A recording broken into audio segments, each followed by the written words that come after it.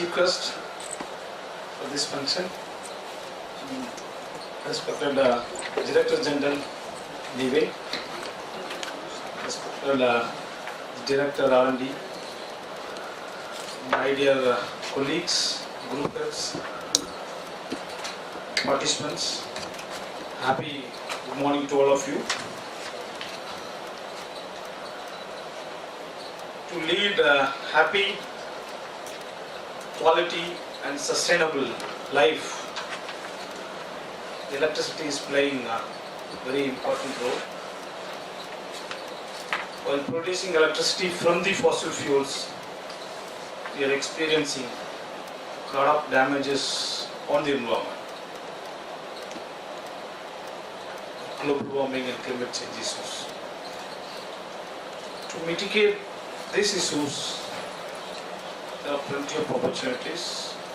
That use of renewable energy is one of the good opportunities.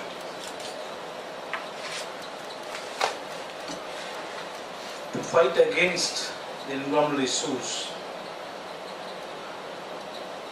the whole world is trying to go for energy transition, using of renewable energy 100%. So in that journey,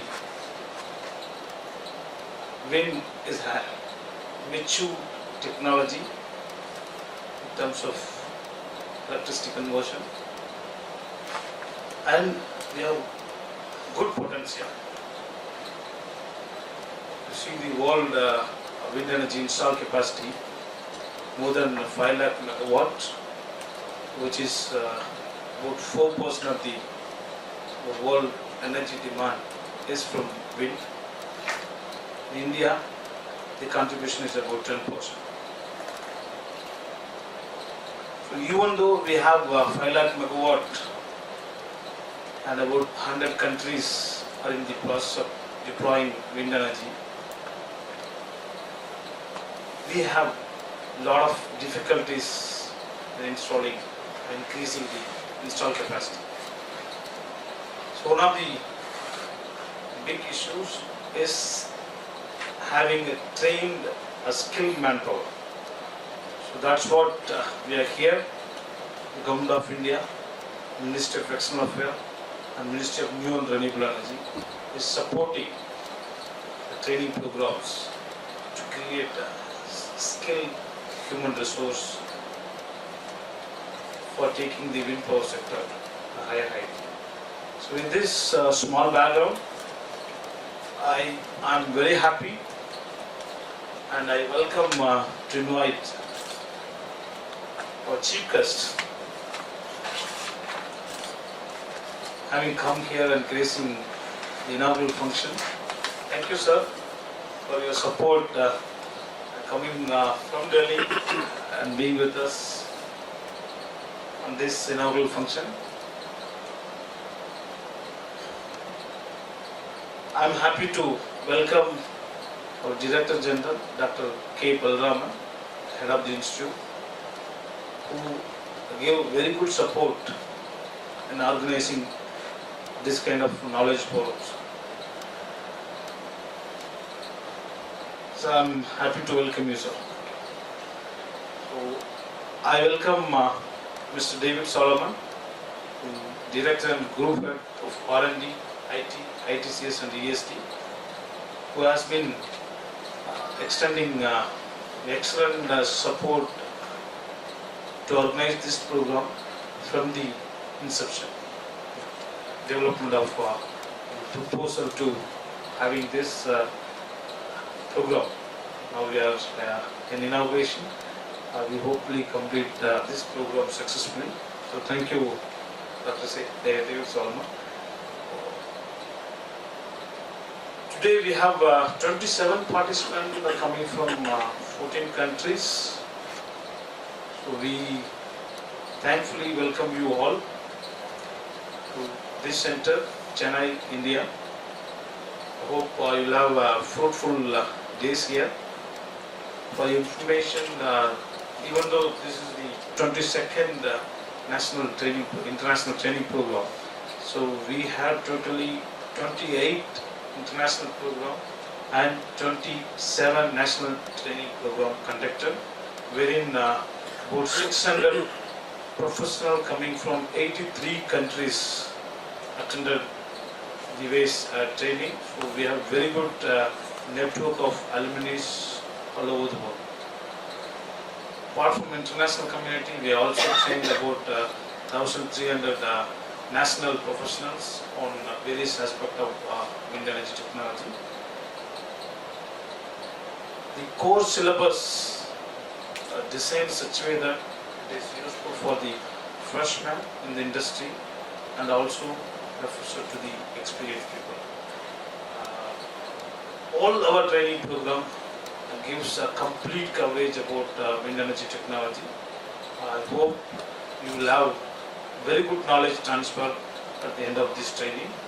And on this note, I welcome all my colleagues, the group heads, scientific community, administrative people, and supportive people who have extended their very good help to make this program possible. So once again, I extend a warm welcome to one and all. Thank you. Thank you, sir. Now it's time to officially announce the opening of the course. I invite our dignitaries to light the traditional Kuttu and declare the course open. Request Dr. D.V.Giri, sir. To my colleagues from dais and off the dais, participants. It's a great honor to give the introductory speech for this program. Training NIWE has been doing for really long, and training has been happening because of the work that we have been doing, gaining experience out of. For your knowledge, wind industry in India has moved into the next phase of manhood. We kick-started the machines in 1980 as big wind farms. Machines which were coming into the grid.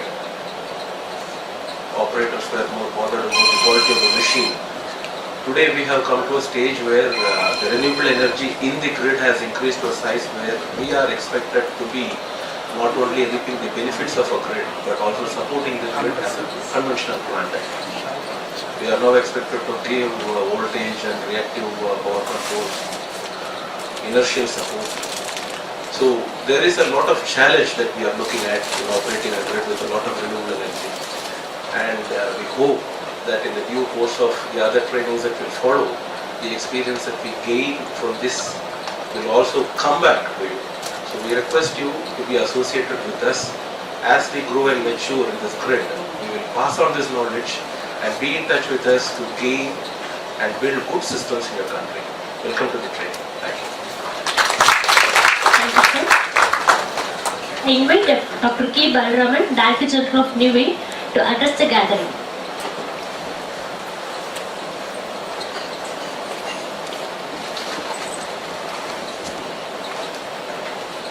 Good morning.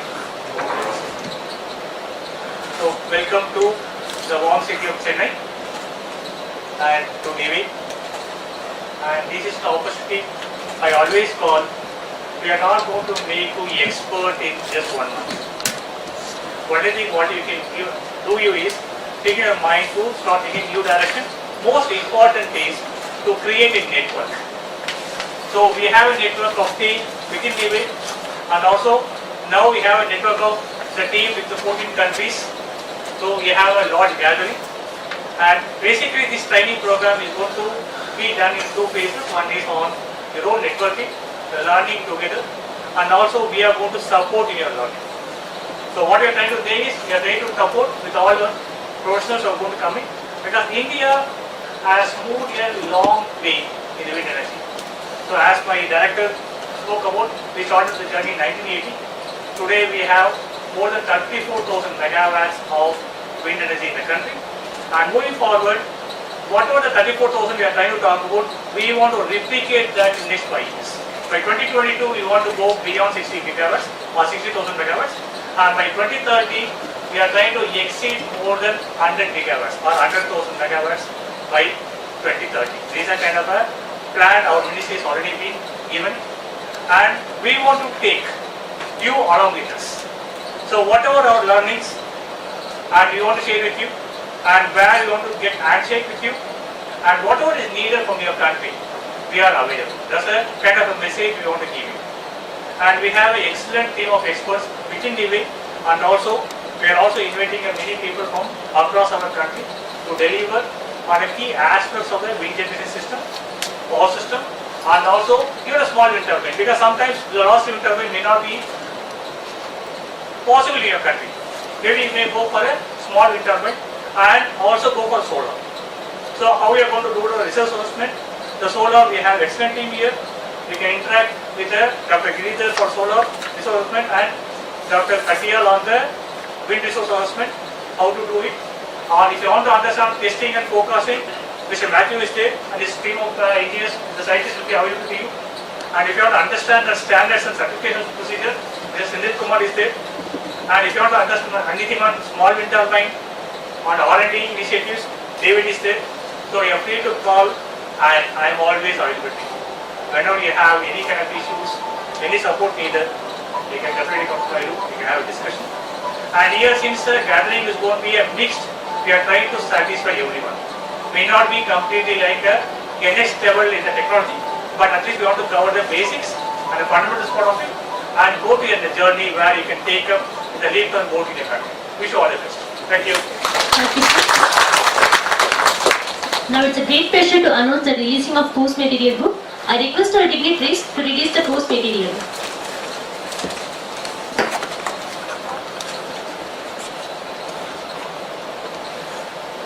Right, sir.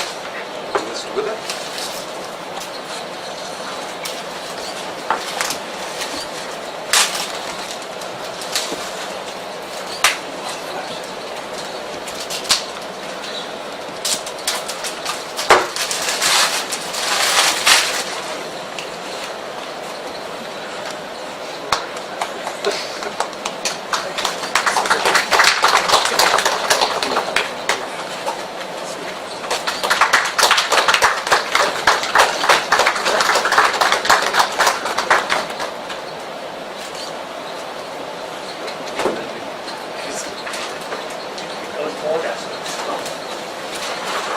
Thank you, sir. Now I invite our Chief Guest, Shri D.V.Giri, Secretary General of IWTMA, to deliver the inaugural address.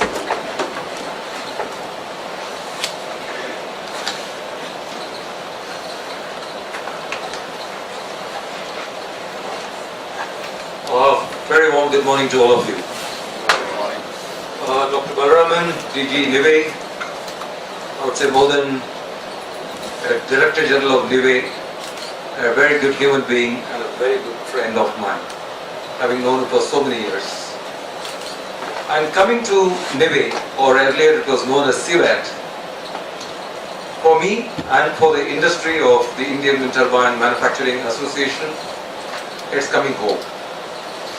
I'm now based in Delhi, but when I come here to NIWE, it's really coming home. And it is just not personal friendship alone. The industry has learnt a lot from NIWE. We have cooperated on a number of aspects. And one of them has been, I would say, to Dr. Kankawel and my team in IWTMA, is to combine industry, academia, and stakeholders in conducting knowledge forum. Dr. Balaraman talked about networking. Networking is all that where we can put a face and a name together to share ideas as to how we can grow. It is beyond commercial business of I won this tender and you didn't get it. I'm better than you. There is no comparison. All of us work together to see as to how we can move forward. When Dr. Balaraman called me yesterday and said, you want you to be the chief guest, I said, coming home, there is no chief guest. I'm coming here at your invitation, because I have some more meetings with Dr. Balaraman this morning. I said, I'm coming here to have conversation with young minds who have come from 14 countries to a country like India and NIWE and MEA and Government of India, who are seeing as to how we can grow together to make this planet a better place to live. I think that's what we are looking at. And in this conversation, I thought I will try to bring a few points which are already known, but it is basic. You know, they say in India, if you take the old scriptures, some of you may know, if you heard the names of Ramayana, Mahabharata, and so on. They're huge epics of the country. Everybody knows the story. But then the way it is told and the way it is discussed is what is important. So what I'm going to say today to you is already known to you. But maybe it's one more time to hear from another person if it makes better sense than what it did earlier. So let's look at the key points or the points which we can tick to say why are we in wind. I will talk more about wind because I'm a wind guy. Solar, yes, we'll come to that a little later, but I'm sure the course material is going to do a lot of justice to you in your solar learning also. But if you take the strengths and the points to consider, number one, there is no dispute that wind is a non-polluting power. It is non-polluting. I don't think anybody needs to fight that at all. And because of the non-polluting power, in India, there is a central pollution control board which classifies industries. If you are a polluting industry, you are in red category. If you are in a better thing, then you can to another level. If you are green, that means you are not polluting. But if you are not polluting either by any discharge of any kind, either into the earth or into the atmosphere, then you get a white category. And correctly so, wind is in white category. So I think we are working in an industry where we are non-polluting, number one. Number two, true, or not true, I don't know. But they say that the Third World War will be fought on water. Water is a scarce commodity. The urbanization that's going on, the drying of rivers, the changes in the wind pattern, sure, Dr. Balaraman is an expert along with this team of people. If water is going to become a problem for our entire planet Earth, it is fantastic to say that wind power does not require water. We are a no water industry. Be it a thermal, be it a hydro, be it a solar, be it nuclear, they all require water. They are water based. We are not. So I think that's another huge tick mark we can put towards there is no water requirement. Then the third would be this beautiful wind power which is non-polluting. What does it do to any country? Whether your dollar goes up, your dollar comes down, your oil prices go up, your coal prices come down, or coal prices go up, your coal doesn't reach the thermal stations on time.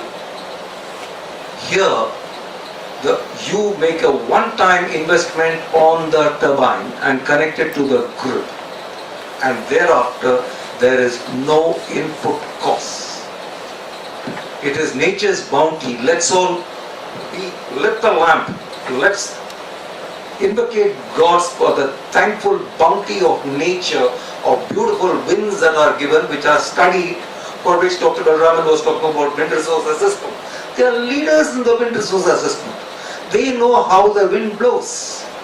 I'll come to that a little later of what Dr. Balaraman and company are doing for many states in the country, inclusive of Tamil Nadu where we are sitting today, which means that by no input cost, you are future-proofing your cost of power. Let me give you a quick example, having been in the industry for over 2 decades or 20 years plus. There are cement companies, there are textile companies in South India, which are very power intensive because they require a lot of power for running a textile company or a cement company. They put up turbines. The power that is generated from the turbine through the grid is used in their own factory.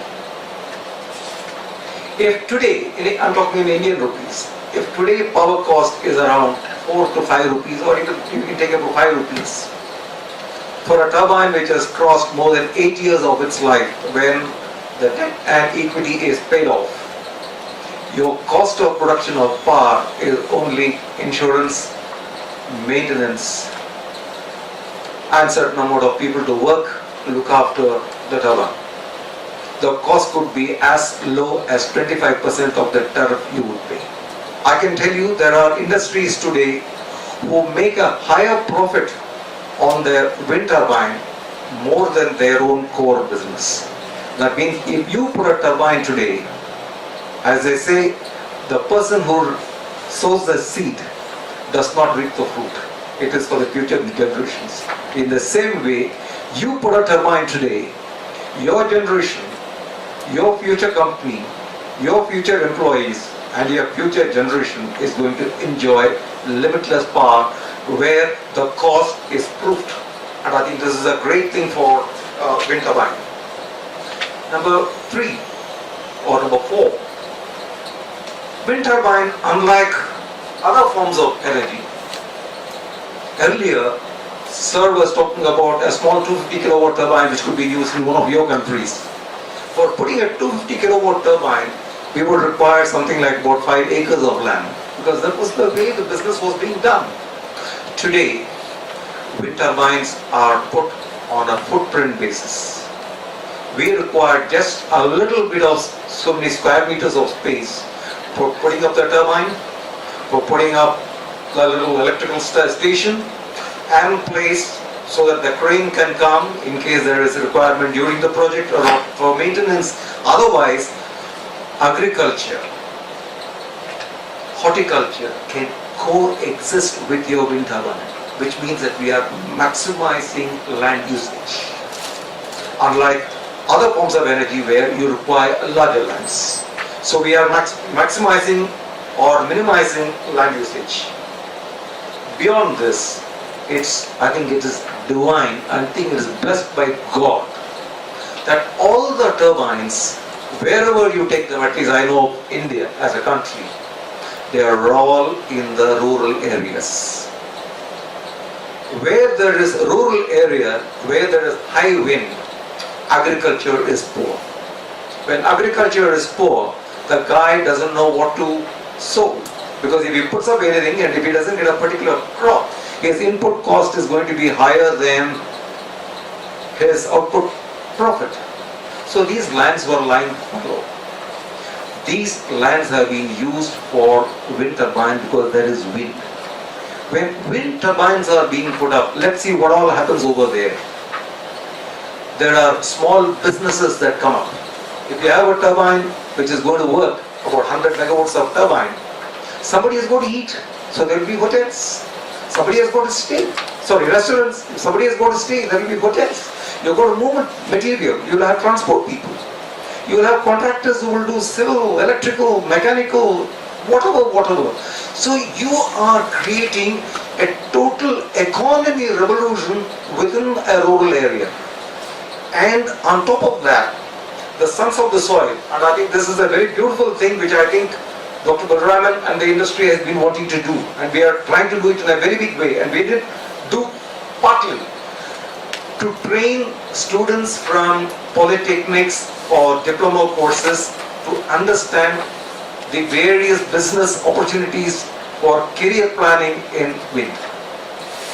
Today a person looks at IT as the industry to work. I can tell you the IT bubble will burst somewhere, whereas there is no bubble burst as far as wind energy is concerned. So you are creating rural jobs, you are creating rural economy, which is going to help the GDP of the country. Beyond this, today in India, we have in our business over 12,500 megawatts of manufacturing capacity. In India, with our Honorable Prime Minister, with a new government that came in 4 years back, the slogan is Make in India. Unlike other forms, I do not want to get into that. I am proud to say that thanks to the support of the government and the policies that have been there for the last 20 years plus, today our localization where components are made in the country is more than 70%. Dr. Balaraman knows that when we attend meetings with the ministry, be it the minister or the secretary, they have only one thing to say: 70 is not enough. When are you guys going to reach 100% localization? If you are going to have 100% localization, that means that you are going to bring so many businesses who are going to give you components and services to our system. When we talk about jobs, we are talking about 2 million jobs have been created for the wind industry. And they say that by 2050 it will be more than 5 million. We have more than 4,000 vendors in the country, all of small and medium business. They are assured business that they don't have to go for any marketing. What they make of quality would be sold. So you have a large India base.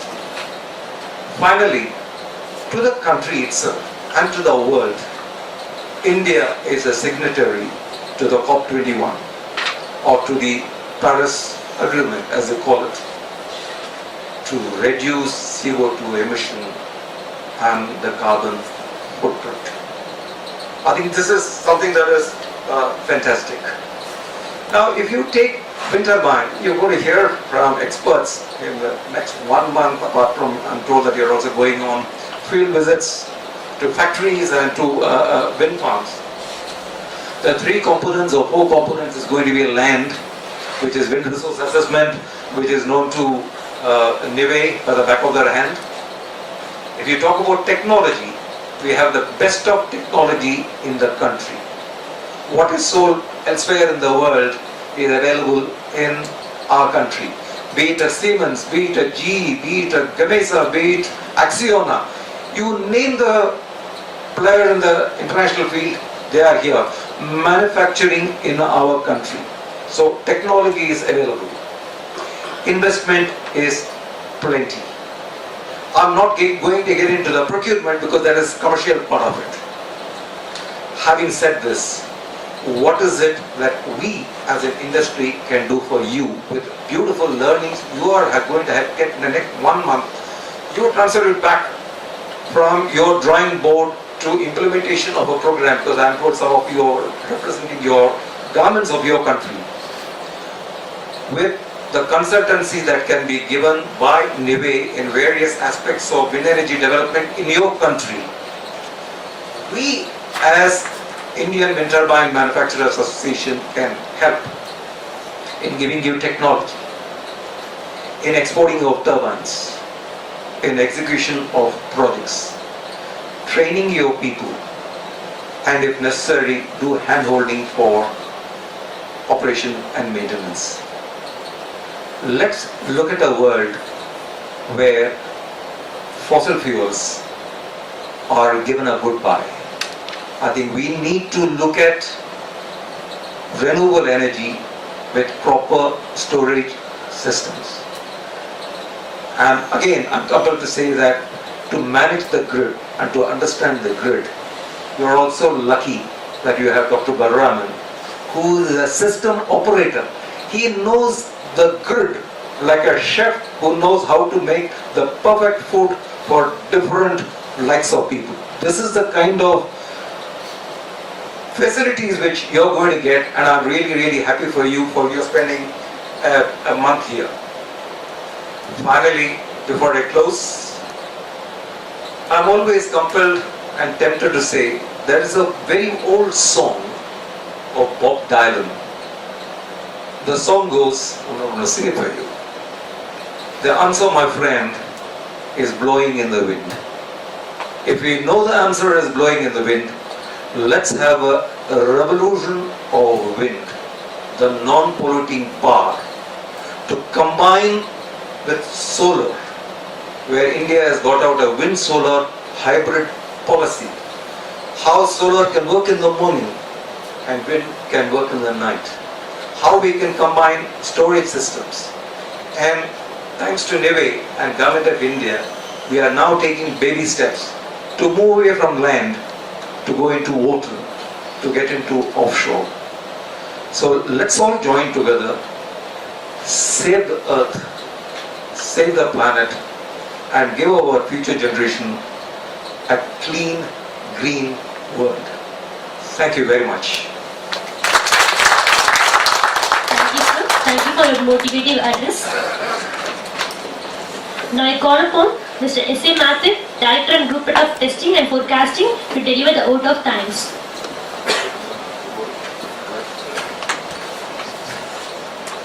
Good morning to all of you. Respected, I would say Chief Guest, sir, because for the formality I would have to say a Chief Guest. Secretary, Mr. D.V.Giri, Secretary General, IWTMA. Dr. Balaraman, Director General. David, Head R&D. Dr. Kanagawil, Group Heads, colleagues, and my dear participants. Again, a warm welcome. It's my privilege to propose to you the vote of thanks. I know you have a long time here, but it's a formality which I will have to do, and it's a pleasure for me to do. First of all, I would like to thank Mr. D.V.Giri. He has taken his time off from his busy schedule, so thank you so much. And his words of wisdom and his experience has been provided in a small capsule to you.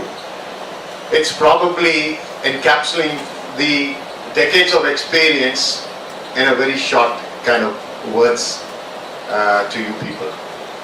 So I must thank you very much for that, brief and very crisp presentation of the decades of experience and about the wind energy in our country.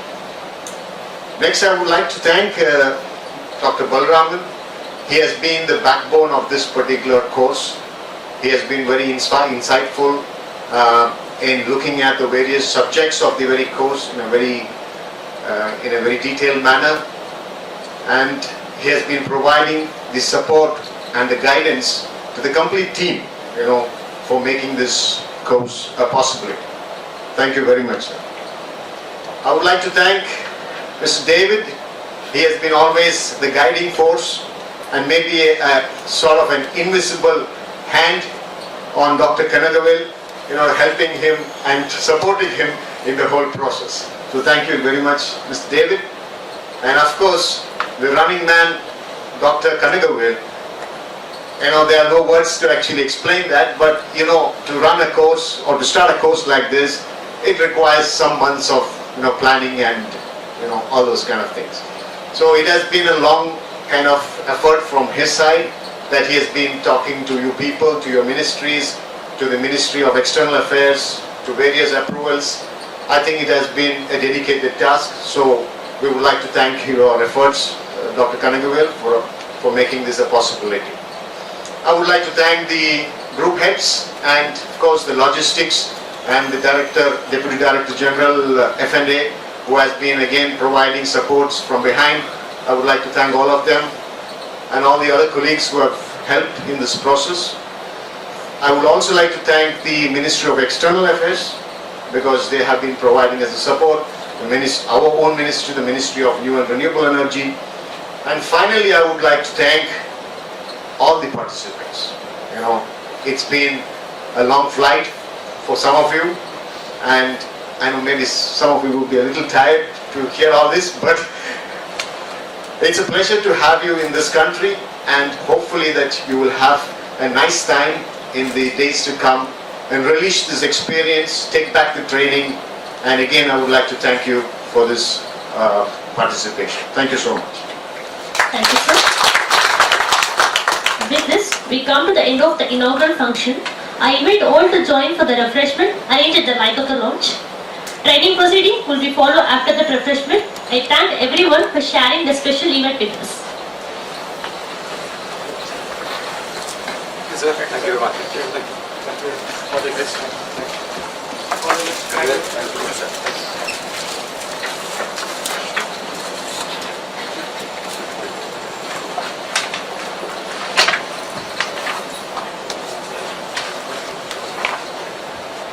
All the best.